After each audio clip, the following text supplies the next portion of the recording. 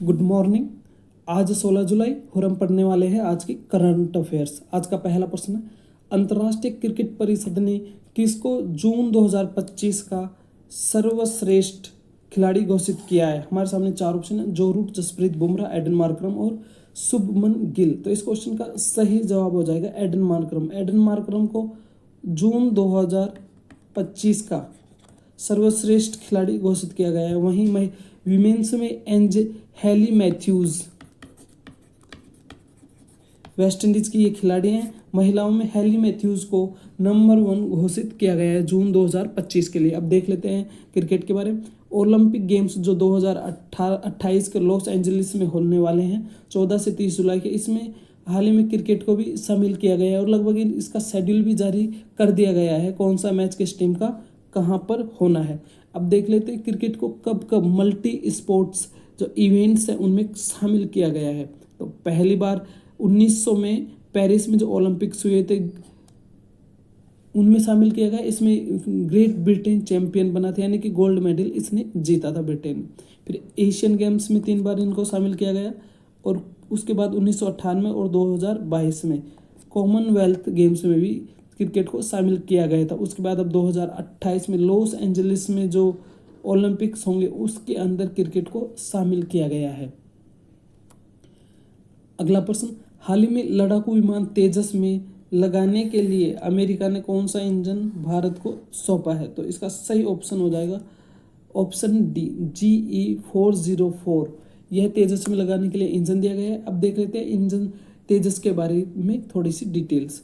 1983 में light combat aircraft इस project के तहत इसको बनाना शुरू किया गया था।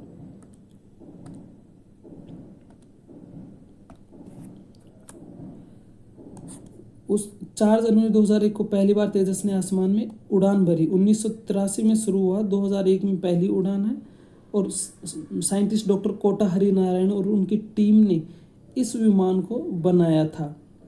अब ये इसके प्रोसेस के हिस्से हैं। इसमें 2 तेजस विमान वायुसेना के स्क्वाड्रन में 2016 में पहली बार शामिल हुए थे। 83 विमानों में से 73 तेजस मार्क 1A और 10 तेजस मार्क 1A ट्रेनर विमान है। इनकी कुल कीमत 45,696 करोड़ है। अब इसमें देख लेते हैं ये किस वजह से खास है। इसकी गति है 2205 किलोमीटर प्रति घंटा, 50,000 फीट की ऊंचाई तक ये उड़ान भर सकता है, 13.20 मीटर इसकी लंबाई है, 6500 किलो इसका वजन है, जो इसको बाकी दूसरे विमानों से खास बनाता है। ये लड़ाकू फाइटर प्लेन है। इसकी ऊंचाई है 4.44 मीटर, विंग स्पेन है 8.20 मीटर और 3000 किलोमीटर तक एक बार में उड़ान भर सकता है तेजस। अगला प्रश्न साथियों, अंतर्राष्ट्रीय अंतरिक्ष स्टेशन से कौन भारतीय एस्ट्रोनॉट लौटकर पृथ्वी पर आ गए हैं? इस क्वेश्चन का सही जवाब देना है राकेश शर्मा, शुभांशु शुक्ला, दांगेती जाह्नवी, कल्पना चावला। तो इस क्वेश्चन का सही जवाब हो जाएगा शुभांशु शुक्ला। शुभांशु शुक्ला ने हाल ही में एग्जियम 4 के तहत नासा और एक्सियम कंपनी की पार्टनरशिप से जो अंतरिक्ष में स्पेस मिशन भेजा गया था उसमें ये गए, भारत की तरफ से इनको भेजा गया है।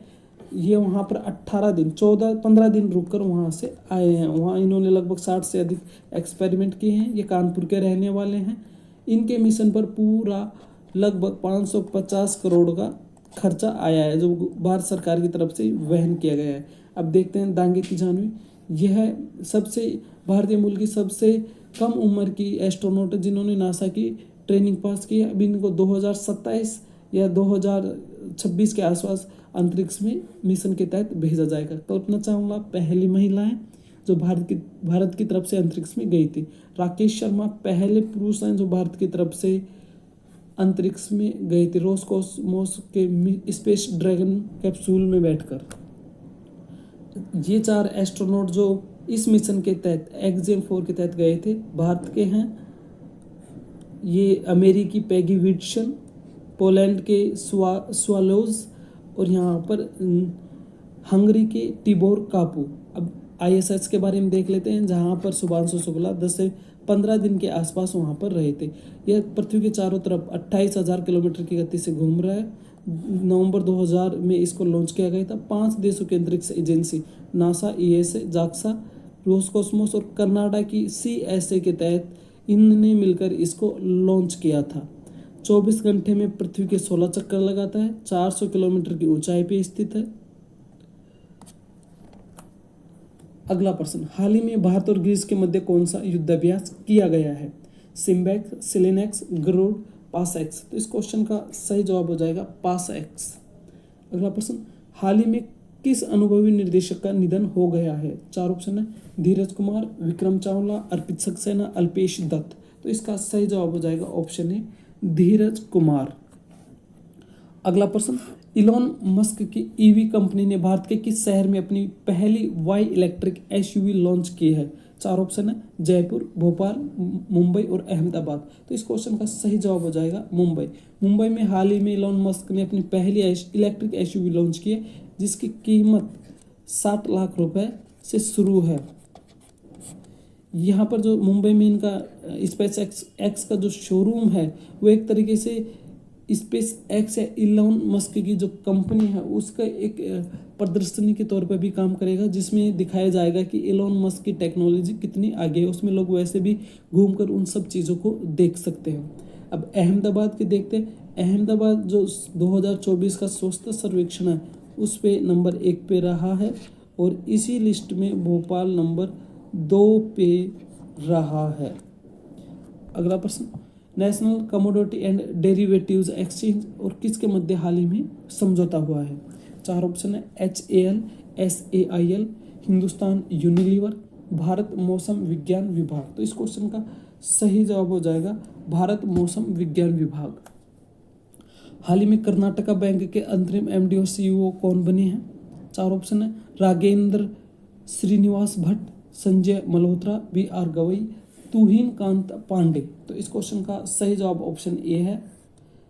RBI के गवर्नर संजय मल्होत्रा हैं। BR गवई वर्तमान में भारत के CJI chief justice of India हैं। तुहिन कांत पांडे सेबी के वर्तमान में अध्यक्ष हैं। अगला प्रश्न, भारत में क्रूज भारत मिशन से औपचारिक रूप से जुड़ने वाला पहला भारतीय राज्य कौन बना है? 4 ऑप्शन है, राजस्थान, गुजरात, हरियाणा और पंजाब। तो इस क्वेश्चन का सही जवाब हो जाएगा गुजरात। अगला प्रश्न, हाल ही में दिल्ली स्थित सकूर बस्ती का नाम बदलकर नया नाम क्या रखा गया है? हमारे सामने 4 ऑप्शन है, द्वारका, श्री रामपुरम, सेक्टर 11 या पंचवटी। तो इस क्वेश्चन का सही जवाब हो जाएगा ऑप्शन बी, श्री रामपुरम। अब देख लेते हैं नाम बदलने की प्रोसेस क्या है राज्यों की। ये तो एक लोकल स्तर पर थी। राज्य का नाम बदलने के लिए आर्टिकल 3 संविधान का आर्टिकल 3 इसका वर्णन करता है। राष्ट्रपति के पास केंद्र अनुशंसा करता है। फिर इसको राज्य अगर खुद नाम बदलना चाहे तो उसकी भी अपनी एक प्रोसेस है। राज्य सरकार को नए नाम का प्रस्ताव विधानसभा में पारित करवाना होगा, फिर राष्ट्रपति के पास भेजा जाएगा। उचित माने तो इस पर केंद्र सरकार को अनुशंसा देंगे। संसद बिल में पारित हुआ तो संसद में पारित हुआ तो दोबारा राष्ट्रपति के पास भेजा जाएगा। राष्ट्रपति की साइन के बाद नाम बदलने की अधिसूचना जारी हो जाएगी, यानी कि आखिरी में जब प्रेसिडेंट इस पर साइन कर देंगे तो यह नाम बदल दिया जाएगा, यानी कि फाइनल हो जाएगा। साथियों, करंट अफेयर्स के क्वेश्चंस हमने कवर कर लिए हैं। इस चैनल को सब्सक्राइब कर लें।